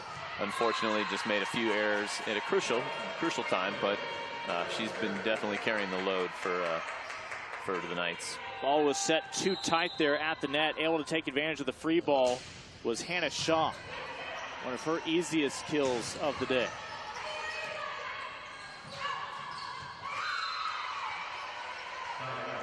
And UCF will pull even here, 1 apiece. So we mentioned Bright and Fisher in double digits with kills. Sable has 9 for UCF. Over for the home squad, Green Wave. Shaw now 13 kills, hitting .367. Kern with 11 kills, hitting .304. 10 digs for Douglas. And we have not seen much of a rally yet here early on. It's just back and forth. And the serve now belonging to Benoit. And Benoit out of the middle. Up quick. Nice arm swing right there. Just power angle on that one. Again, Benoit playing a different role than she did really in high school, learning this middle blocker concept where she's actually being set in a 6-2. Not the easiest position to play either. A cross-court shot, and again, short points here. Allie Sable with that kill. Now she becomes the third Knight in double figures. And Sable is real consistent right now, just finding that dig. Or excuse me, finding that hole, and Bauer right there and had it in her breadbasket and just kind of got away from her. I'm proud of our crew operating the cameras when Sable or Bright is coming right at you on a diagonal. They have not flinched. That one just in down the sideline. A little internal instant replay in the line judge's head. Oh yeah, no, he had to kind of take a double take on that one, but Watson just detonating on this ball down the line, coming inside and really turning that ball down the line, which is a pretty hard ball to do. And that, you see the right call made. Erin Olsen continues her serve. Mentioned transferred from Bradley, the Illinois native. A block up front will pay off for UCF. All of a sudden a 2-point lead after trailing early. And I think that UCF really wants to get out to a quick start in this game and really put the pressure on Tulane. Well, this time next year, these coaches, their midweek preparation will be significantly different than it is this week. Still, again, cultivating new student athletes at the college level, still teaching them how to progress into the month of October, how to get ready for the final stretch right around November. But this time next year, he'll have that many more assistant coaches in these returning veterans who got all this playing time, who can share that knowledge with a smaller incoming class. And that's pure experience, and there's no other way to get it than to actually be there and do it. I know both coaches are excited about some upcoming recruiting classes, especially Jim Barnes, who still has not had a full complement of his recruits come through this program, just in year 2 now.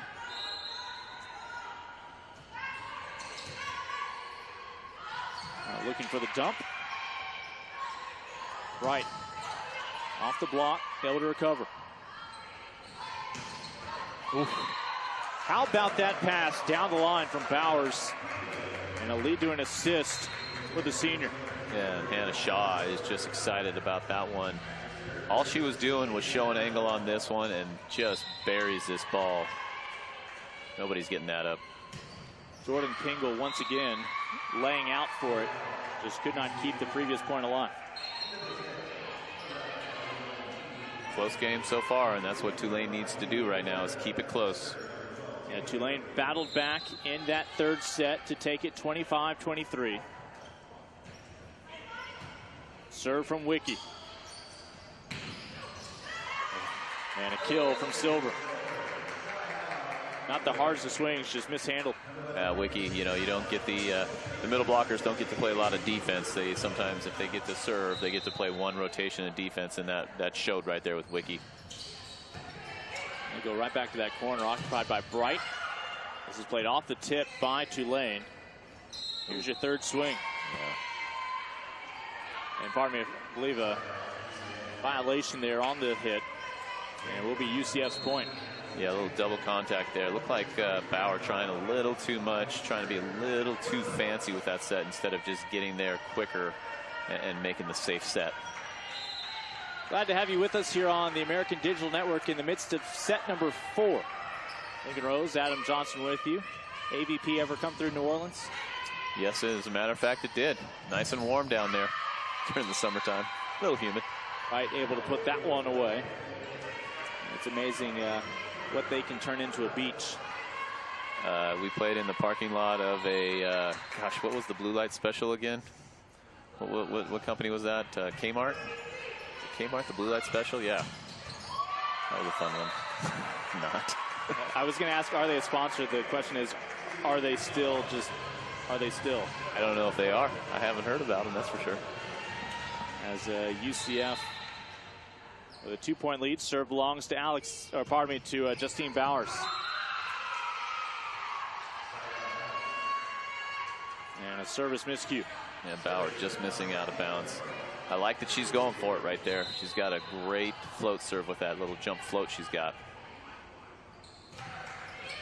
That's all the way from the basketball baseline, the serve from Bright. And Bright right there to get 2 palms underneath it, and she'll be the one to send it over. And able to beat the block up front, and some energy to celebrate the occasion from Markenzie Benoit. Benoit excited about this. She's not over yet, getting up quick, just powering that ball through the block. Westney right there, but somehow sneaks it down. There have been several impressive battles between the two 11s on the court. Benoit, the freshman for Tulane. Westney, the sophomore for the Knights. Both right there in the middle. As Westney will come out now. And in her place up front, the very capable Wiki. He just got an inch taller. An inch taller. From 6'3" to 6'4". For UCF, Jordan Pingle will wait for her opportunity to serve. UCF quietly back to a 3-point lead and a closeout potential 4th set. Now, Pingle, of course, a couple years ago, a freshman in her own right. The difference was the talent that was around her. Made it much easier for her play.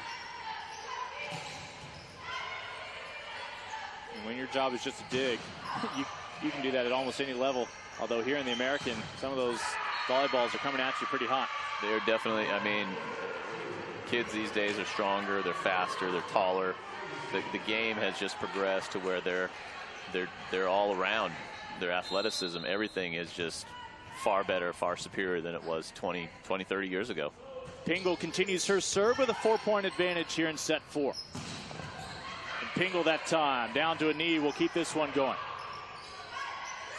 Bright had ideas. The Knights able to get it over. Tulane will pick up the point. Back within 3.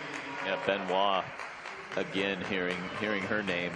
Loving this position in the middle. Getting up nice and quick. And that quick arm swing. Taking it down. And Watkins just kind of trying to protect herself there. Benoit starting to excel. Left hand swing for the Knights on that far pin from Sable. She's been part of the balanced attack here today.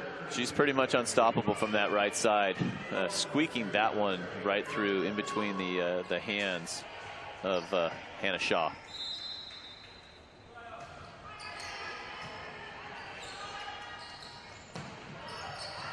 Bright goes diving. Pingle. Nice setup on that pin, and again, Tulane finds the answer within 3 now. And Hannah Shaw trying to do something, get something going on this Tulane side, and she's showing them how it's done on the outside here. just powering through and in between the block of the Knights. Shaw not cheated on that delivery. Meanwhile, Pingle will mishandle. It'll be a service ace. That's a rare error for Pingle right there. She knows it. Everybody else knows it. Douglas. This time a short serve. As this one will carry to the table, but not out of reach. Right pin, long swing, too long. As it'll be an error from Watson. And Watson, she's got that cage. She's a right-hander on the right side, which is tough enough right off the bat. But she's got the good whip. Just barely missed that ball out of bounds long.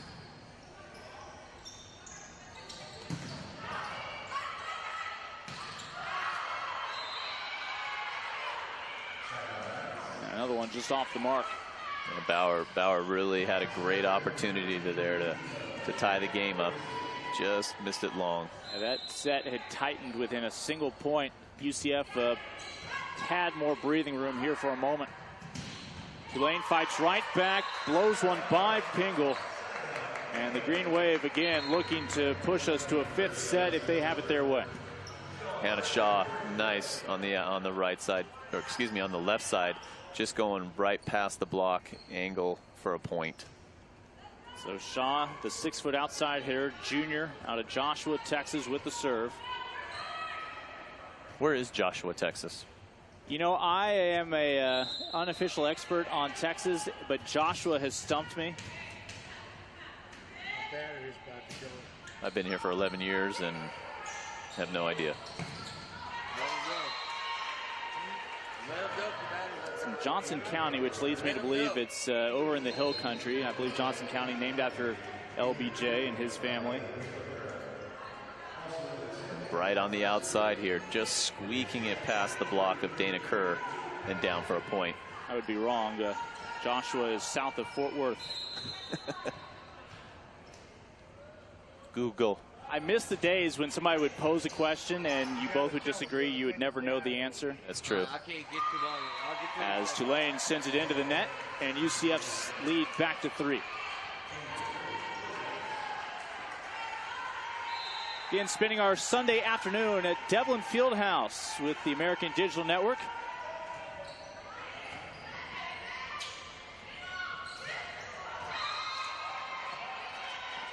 And Tulane struggling to find a rhythm here the past couple of points. Dana Kerr on that last ball right there, as Coach Barnes was saying, they love to run their middles, and they even run them, you know, when it's 12 feet off the net, and we saw right there Kerr just not able to get that ball down. Get ready for a Green Wave run. Jim Barnes has called another one of his trademark timeouts. We'll look to see how it plays out when we come back. People say we're big. Wow. Well, what is big? This is big. It's an energy. An opportunity. So go on. Dream big. Because big is just the beginning. I got it. This is big. When it comes to learning at Tulane University, there are no boundaries. Architects and scientists in New Orleans, doctors and public health experts in Africa, history and language scholars in Latin America, legal students and professors in Europe, business students in Asia. Tulaneans are all over the globe, and the world is their oyster. We've got that, and a lot more, right here at Tulane University. Coming out of a timeout called by Tulane here in another must-win set. The Green Wave on their home court fell behind 2-0, bounced back, captured set number 3 in a great comeback effort. They're going to need another one here in set number 4, Adam Johnson. Might be 6 for 6 right there after a timeout, scoring a point. So if they, you know, I'm sure Coach Barnes would love to have multiple timeouts instead of just 2. But here they get a point, and Kern putting that ball down. These rallies following the timeouts called by Tulane's coaching staff, Jim Barnes. Assisted by Brian Yale and Meredith Shamoon.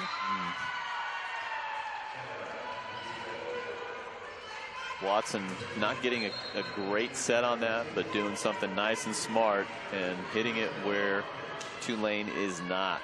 Nice easy shot that, rightly so, probably should have come up. And UCF now with a 4-point lead as we flirt with the later points here in the 4th set. And no chance to respond to the swing from Alexis Silver. And she has been a fun one to watch here today. Yeah, Alexis Silver from the outside, just beating it through the block. Not trying to go around it, not trying to go either which way, but through the block. Back set, gliding in. We'll go back to that left pin. Pingle is under it. I think she lost where that ball caromed off to, but her teammates had a good read on it. Pingle will set up the opportunity, and that opportunity is subsequently denied by Tulane. And that was a great block, and Sable on the right side. I think that's the first time I've seen her get blocked this match. Didn't quite get a great approach on it, and that's what's going to happen. It's be Benoit and Silver. Bright comes flying in. McHugh with the dig from behind the attack line, and that'll be a higher percentage opportunity for the defense of UCF at the net. And sure enough, the block from Westney. And Douglas really making a good effort to get inside on that ball. The set wasn't set all the way outside. Taking a rip at it, unfortunately, right into the net. UCF leads by 3. Unable to close out that 3rd set. Tulane finally had a chance to serve for set point, made the most of it. Benoit ready and willing at the net, real quick, putting that ball down. Nobody's ready. She can get up there for a 6'1" middle blocker.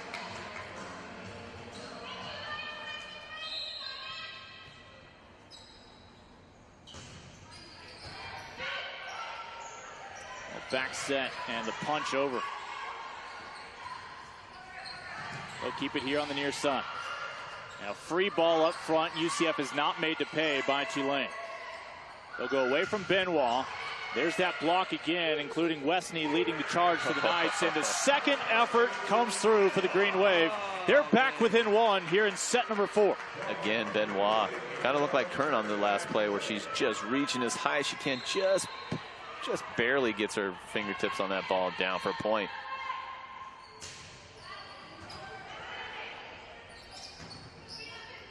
Had some options.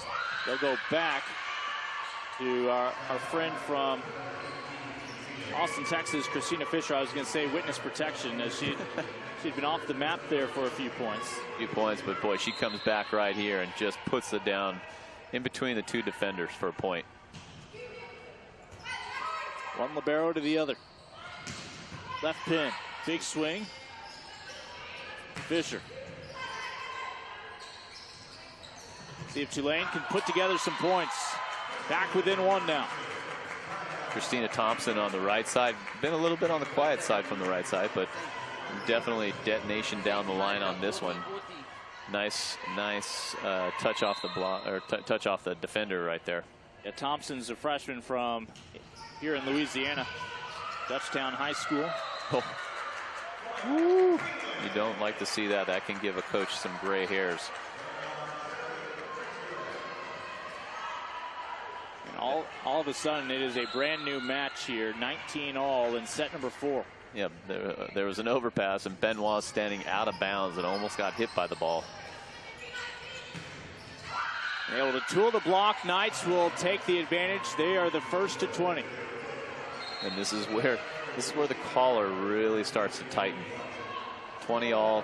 Who's going to be the first to flinch?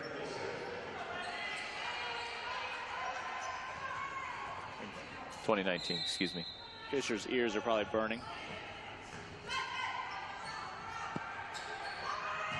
Far pin, cross court, no problem for Pingle. Right down the middle. I look to be able to sneak that one in. Yeah, Kern on the coming in quick again. She's, I haven't seen her actually hit the power angle. She's been turning this ball back all game.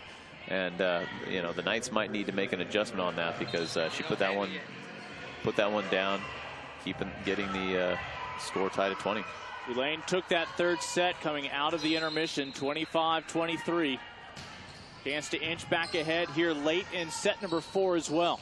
Fisher comes gliding in. Ball still playable. Fisher.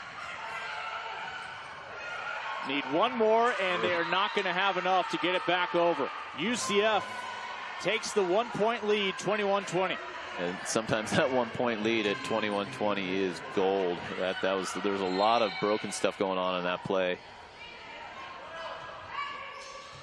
Back to live play. Looking for the dump. Denied up front. Access denied by Taylor Wicke again. And Justin Bauer really trying something for Tulane. Wants to get the win. She's up at the net. She's able to hit it over on 2. But she does have a couple outside hitters she can use as well. It's your postmaster general saying insufficient postage. We're going to send it right back to you.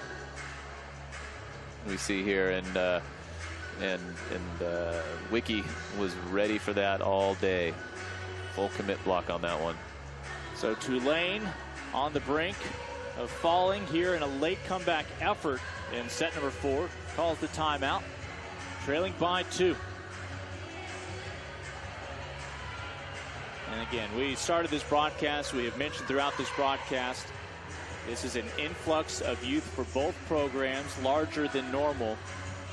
You look at Tulane, they graduate 6 seniors. They bring in 6 freshmen to fill that void. UCF, similar youth movement as well, following a 23-win season a year ago.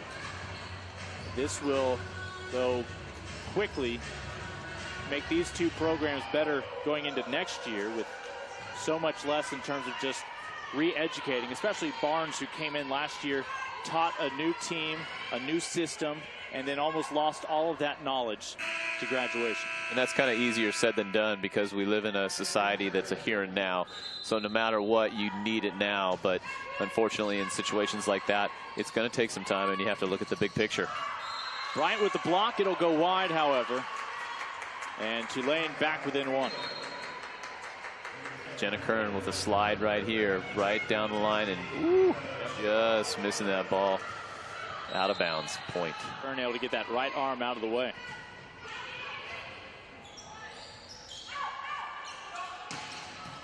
Bryant goes right at McHugh.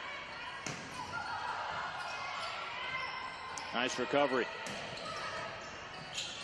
UCF up by 1. Down the middle. Tight set. Yeah, really tight here at the near pin. And the Knights make them pay. Yeah, that's what we call a trap set. And Silva really not being able to do a whole lot on that ball. You've got a couple great blockers right there, and Bright all over that ball. So 23-21. The first to 24 has actually gone on to win each of the first 3 sets so far. No one has survived set point to ultimately come back and claim the set for themselves. And Silver on the outside is saying not so quite yet. They're not going to get the 24 just yet. Tulane would not mind a 3-point run right here. Bright not interested in that storyline. It is set point, and that means match point. Here in set number 4 for the first time today, the Knights have a chance to close the match out. And Bright just having a bright day in general, just rocketing that ball. Kind of not quite line, but a little middle line. The serve belongs to Miranda Watkins.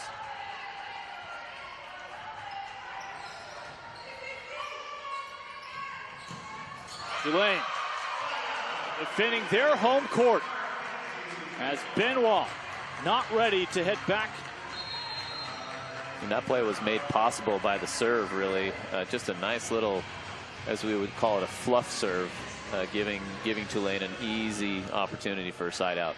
A critical moment coming up. It will still be match point with rally scoring. Tulane will have the serve with a chance to push us to extra points here in set number 4, and ultimately hoping to send us on to a 5th set.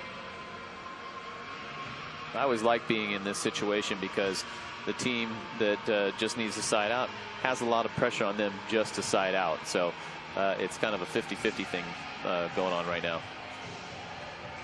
Yeah, you could phrase this in terms of pressure on either team. You certainly had to look at the fourth set, although it was a must-win for Tulane, as pressure on UCF after the third one slipped away.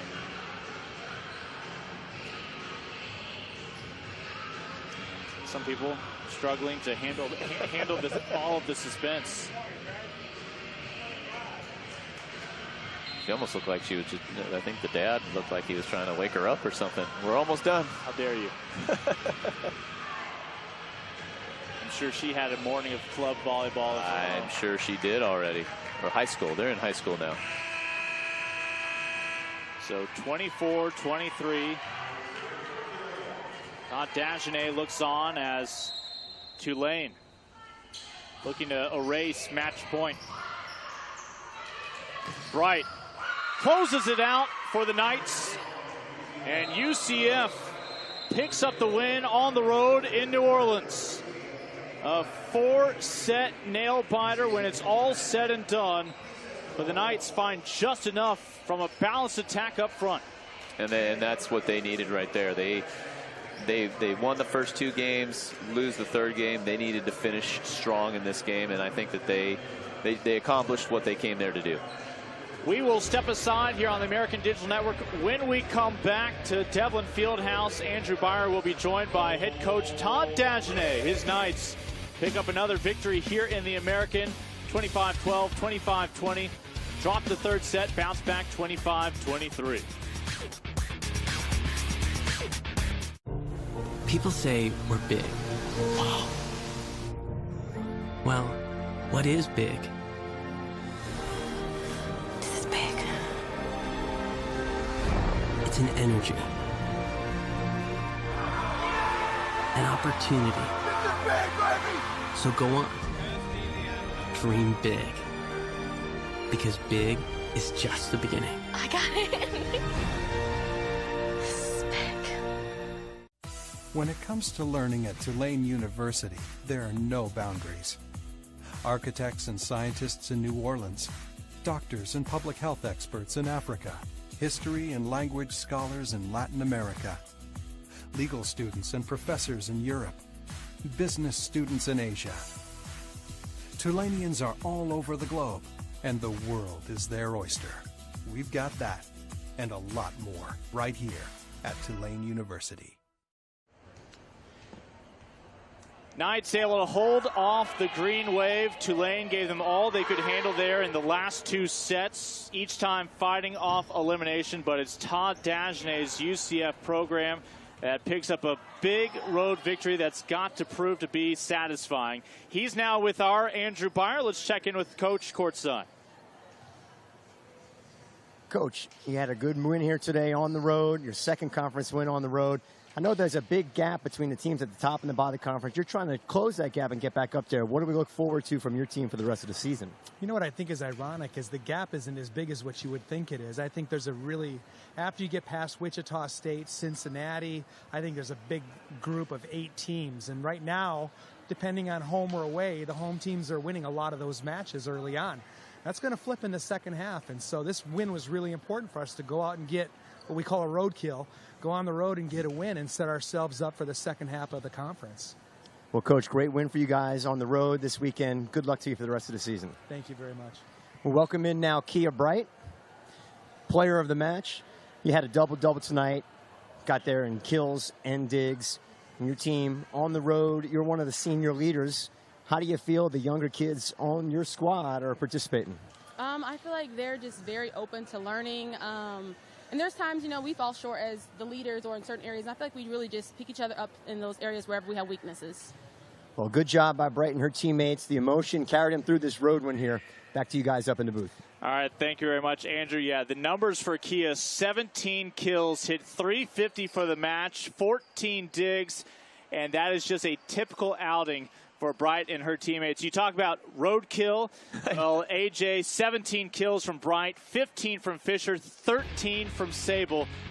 Always a great chance to check in on the American. And when you're hitting 350 as an outside hitter, that's phenomenal. Those are great numbers. That's almost middle blockish, if you will, number. So Bright definitely had a bright spot today. Knights pick up this win just in time to return to Orlando on Friday. They will host top 25 Wichita State. Tulane looking to bounce back on the road at UConn this upcoming Friday. For our entire ADN crew, my thanks to Adam Johnson and Andrew Byer. I'm Lincoln Rose.